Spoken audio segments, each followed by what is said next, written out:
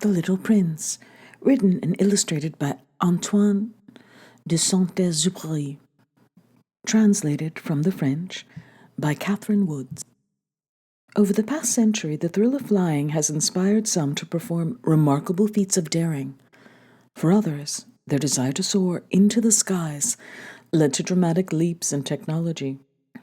For Antoine de Saint-Exupéry, his love of aviation inspired stories which have touched the hearts of millions around the world. Born in 1900 in Lyon, France, young Antoine was filled with a passion for adventure.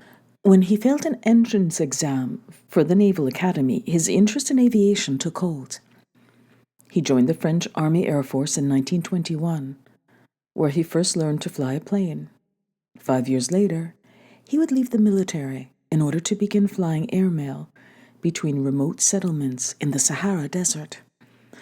For Saint-Exupéry, it was a grand adventure, one with dangers lurking at every corner.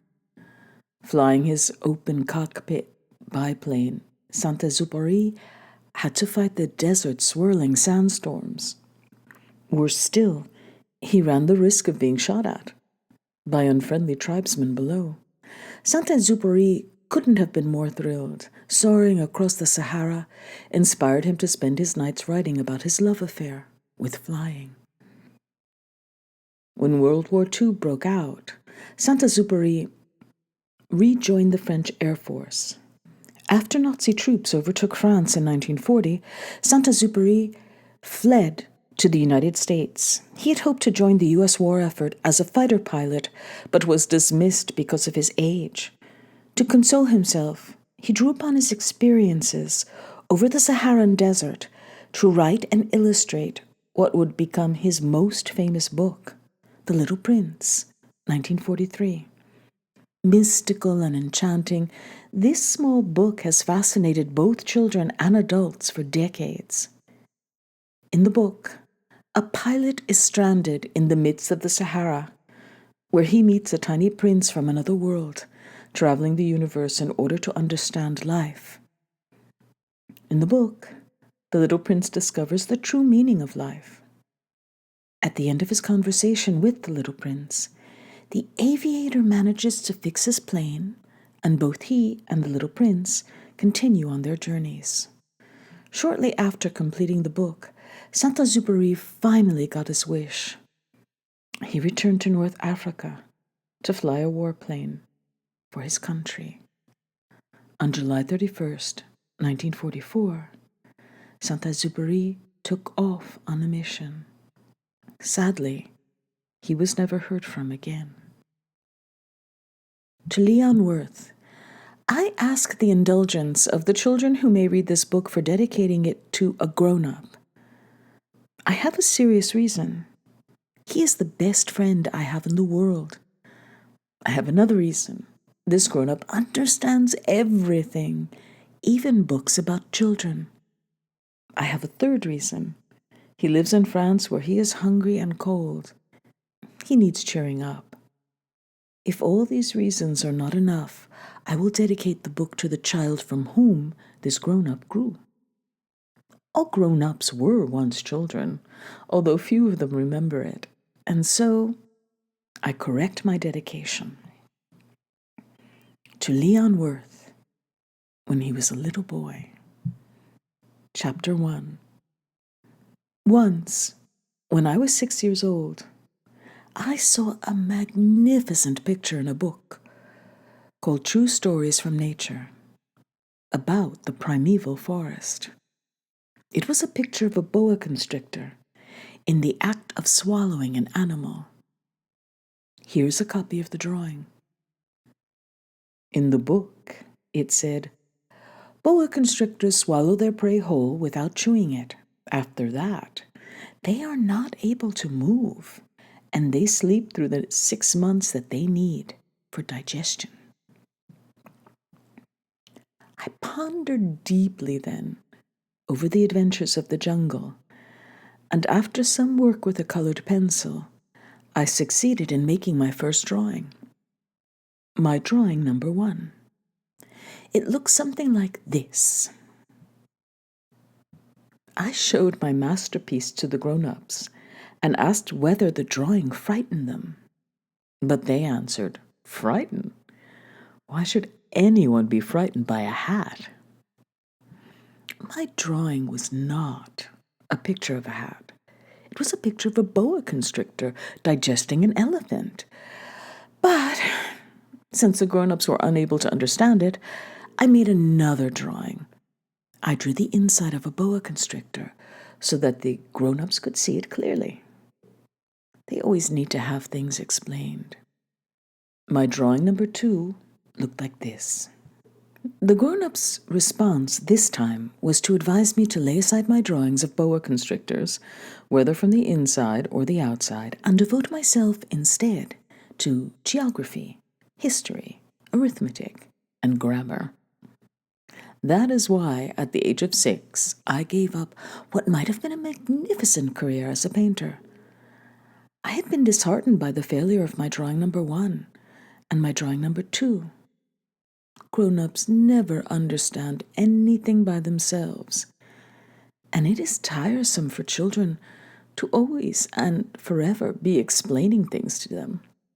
So, then I chose another profession and learned to pilot airplanes. I have flown a little over all parts of the world, and it is true that geography has been very useful to me. At a glance, I can distinguish China from Arizona. If one gets lost in the night, such knowledge is valuable. In the course of this life, I have had a great many encounters with a great many people who have been concerned with matters of consequence. I have lived a great deal among grown-ups. I have seen them intimately, close at hand, and that hasn't much improved my opinion of them. Whenever I met one of them who seemed to me at all clear-sighted, I tried the experiment of showing him my drawing number 1, which I have always kept. I would try to find out if this was a person of true understanding. But whoever it was, he or she, would always say, "That is a hat." Then I would never talk to that person about boa constrictors or primeval forests or stars. I would bring myself down to his level and would talk to him about bridge and golf and politics and neckties. And the grown-up would be greatly pleased to have met such a sensible man. Chapter 2. So I lived my life alone, without anyone I could really talk to, until I had an accident with my plane in the desert of Sahara 6 years ago.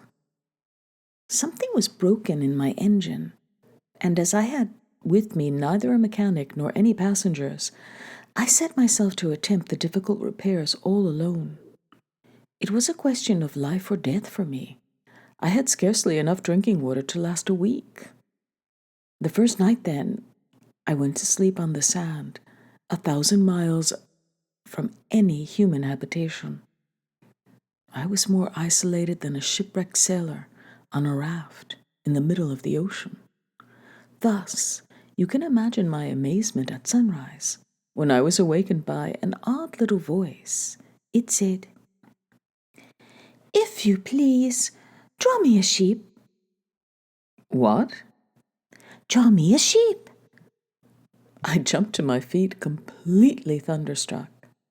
I blinked my eyes hard. I looked carefully all around me, and I saw a most extraordinary small person who stood there examining me with great seriousness. Here you may see the best portrait that later I was able to make of him, but my drawing is certainly very much less charming than its model. That, however, is not my fault. The grown-ups discouraged me in my painter's career when I was 6 years old, and I never learned to draw anything except boas from the outside and boas from the inside. Now, I stared at this sudden apparition with my eyes fairly starting out of my head in astonishment, Remember, I had crashed in the desert, 1,000 miles from any inhabited region. And yet, my little man seemed neither to be straying uncertainly among the sands, nor to be fainting from fatigue or hunger or thirst or fear. Nothing about him gave any suggestion of a child lost in the middle of a desert 1,000 miles from any human habitation. When at last I was able to speak, I said to him, "But what are you doing here?" And in answer, he repeated very slowly, as if he were speaking of a matter of great consequence, "If you please, draw me a sheep." When a mystery is too overpowering, one dare not disobey. Absurd as it might seem to me, 1,000 miles from any human habitation and in danger of death, I took out of my pocket a sheet of paper and my fountain pen. But then I remembered how my studies had been concentrated on geography, history, arithmetic, and grammar. And I told the little chap, a little crossly too, that I did not know how to draw. He answered me, "That doesn't matter. Draw me a sheep." But I had never drawn a sheep, so I drew for him one of the two pictures I had drawn so often. It was that of the boa constrictor from the outside.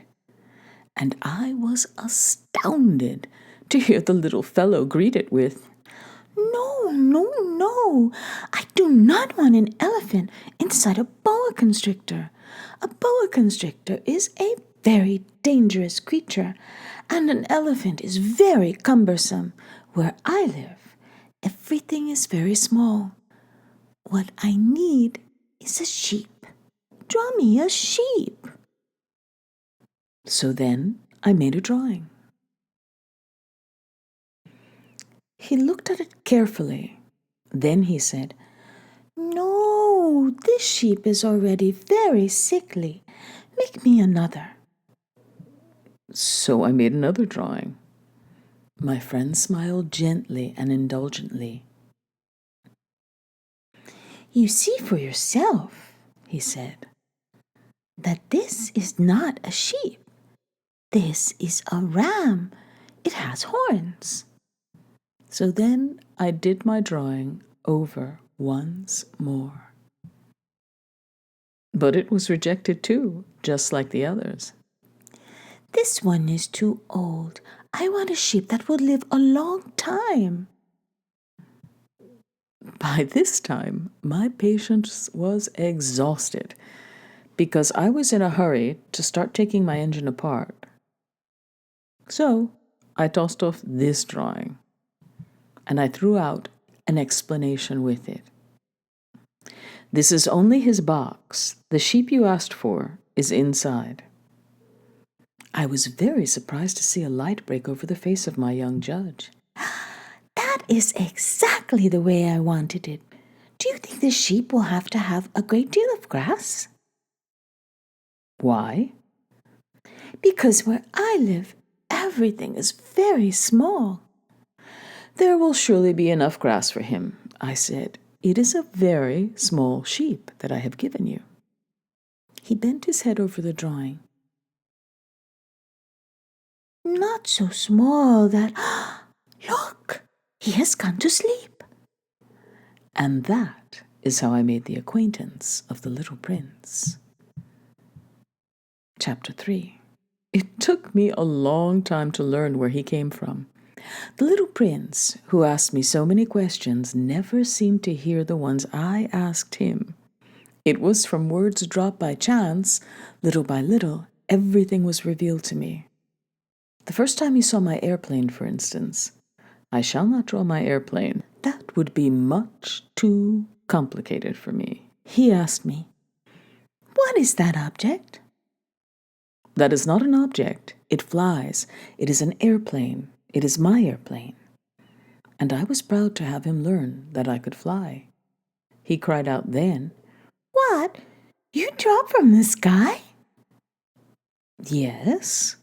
I answered modestly. Oh, that is funny. And the little prince broke into a lovely peal of laughter, which irritated me very much. I like my misfortunes to be taken seriously.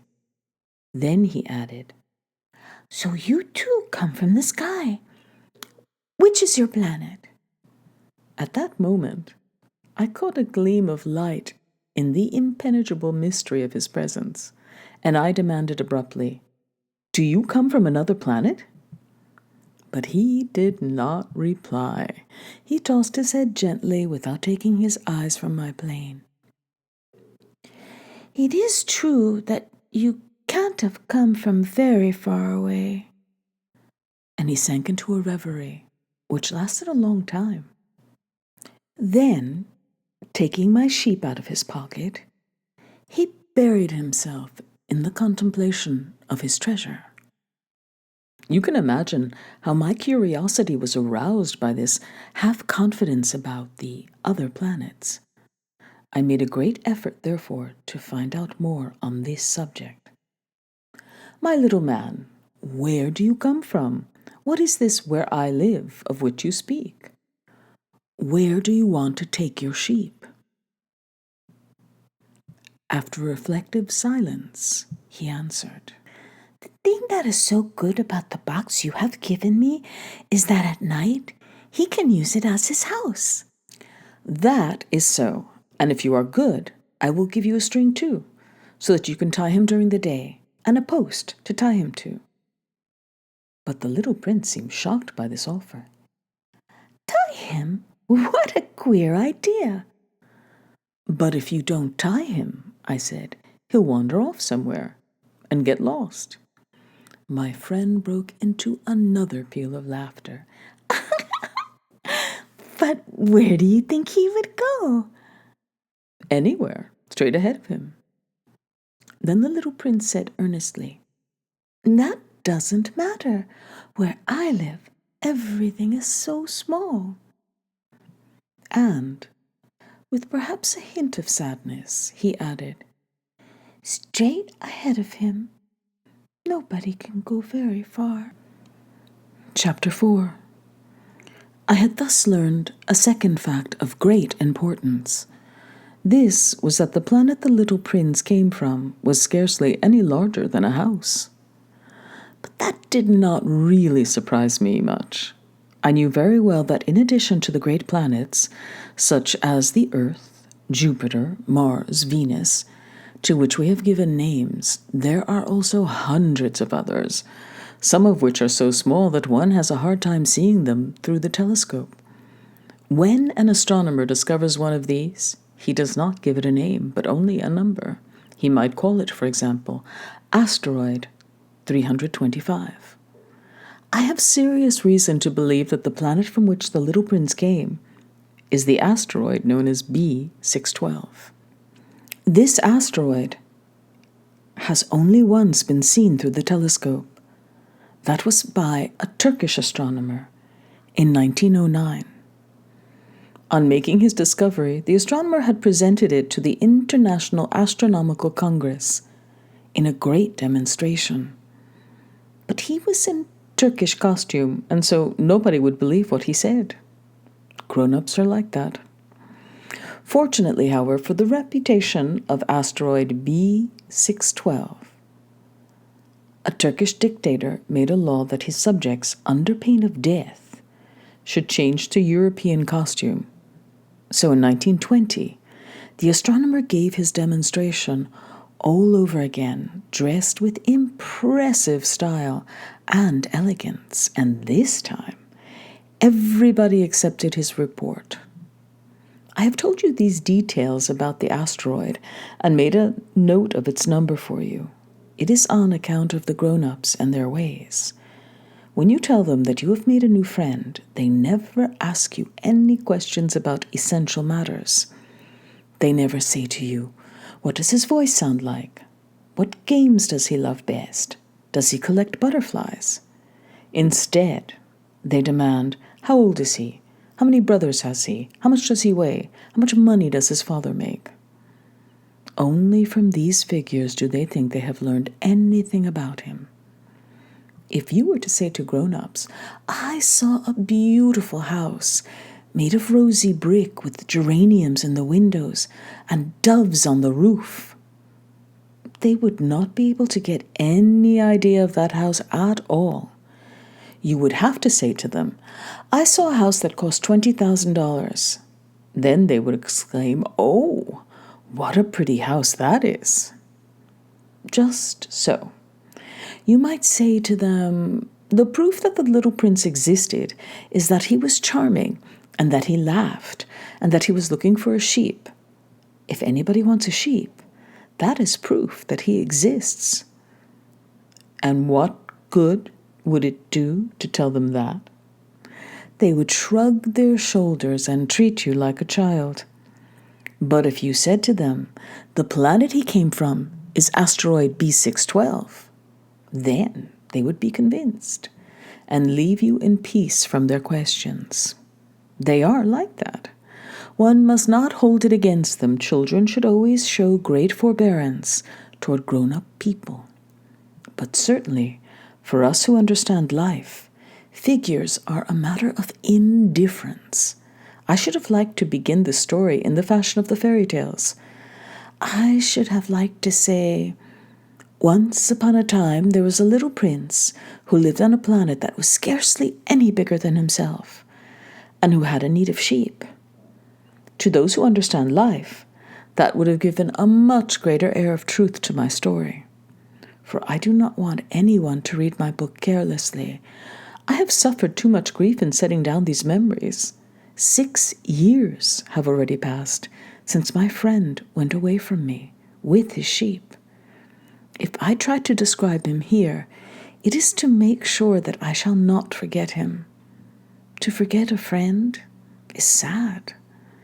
Not everyone has had a friend, and if I forget him, I may become like the grown-ups who are no longer interested in anything but figures. It is for that purpose, again, that I have bought a box of paints and some pencils. It is hard to take up drawing again at my age, when I have never made any pictures except those of the boa constrictor from the outside, and the boa constrictor from the inside since I was 6. I shall certainly try to make my portraits as true to life as possible, but I am not at all sure of success. One drawing goes along all right, and another has no resemblance to its subject. I make some errors, too, in the little prince's height. In one place, he is too tall, and in another, too short. And I feel some doubts about the color of his costume. So, I fumble along as best I can, now good, now bad, and I hope generally fair to middling.